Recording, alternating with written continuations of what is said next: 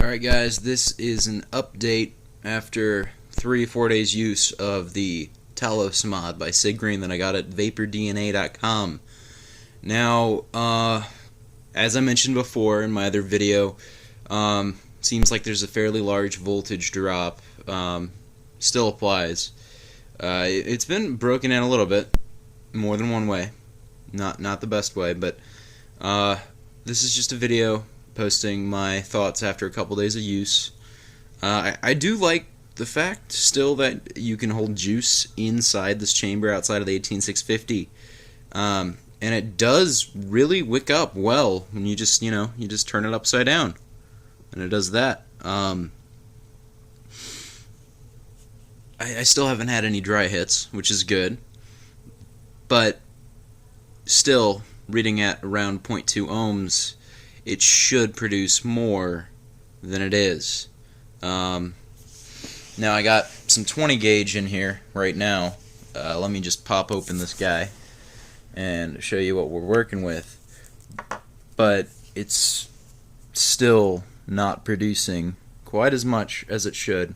It takes a little bit, the ramp up time, just kind of meh. So, I mean, that's one of my big concerns. Leaking, honestly, I think that was just a little excess juice I had on the mod last time. The bottom button is really what bothers me. It's magnetic, but there's no locking mechanism, and I've had to take out my battery whenever I carry it around so it doesn't fire in my pocket. And as I said before, there's no fill hole. So those are a few cons. The convenience, though, is very nice, having the juice flow right to your coils, like a rebuildable tank or a squonk. That's nice. Produces more than any tank, so it's still a dripper. But the other day, I was messing around with it, and I was just vaping on it, and something happened that I wasn't such a fan of. The bottom button completely fell off. Now, I don't know if this is a manufacturer defect or what, but if I take off the bottom screw, or if I take off the bottom button, it's almost as if my contact screw has become stripped, and that's weird. It's really weird. Alright, so there's the contact, and it still presses up, but when I turn it upside down, oh, there it goes. Just falls right out. Now, if you look at it, threading is still good on it, and the threading in there is still good. You can't really see, but anyway, let me just show you. Alright, so you got this right here. Alright, well, we're just gonna look at that. It just pops right in there. It doesn't even screw in.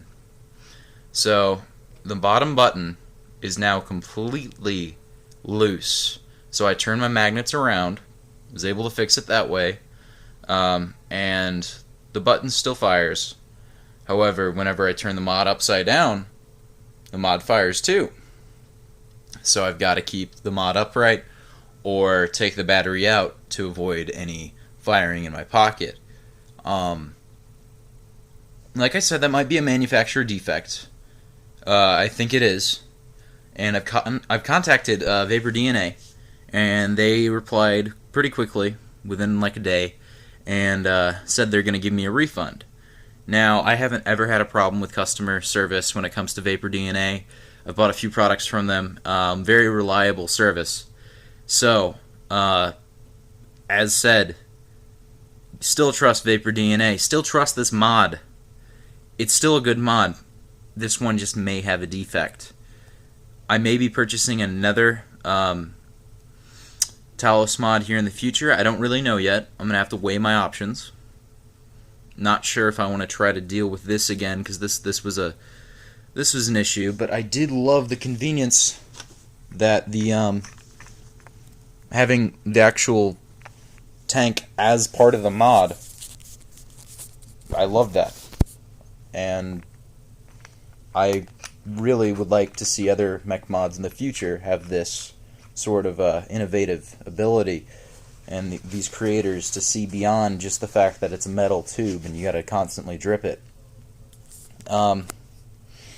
But I didn't really show you guys before, but there is an on and an off switch on this mod. Now, right now, it's reading off. If you turn it around a little bit, it can read on. Now all you have to do is twist this top part, and once you turn it on, you just turn it upside down, and the juice flows directly to your cotton. And you just make little nice beds of cotton in there, in those wells. But always make sure to keep it off when you're not wanting to feed it. Because I've had this happen, and I just set it down, forgetting that it's on, and juice just flows right out. I mean, that's going to happen. Now, production, it's still pretty nice. I mean, it takes a little bit, but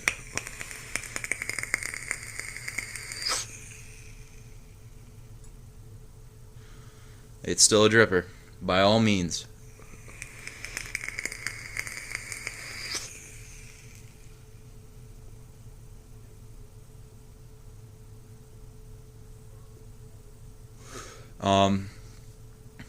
So that's my impression after a few days of owning this mod.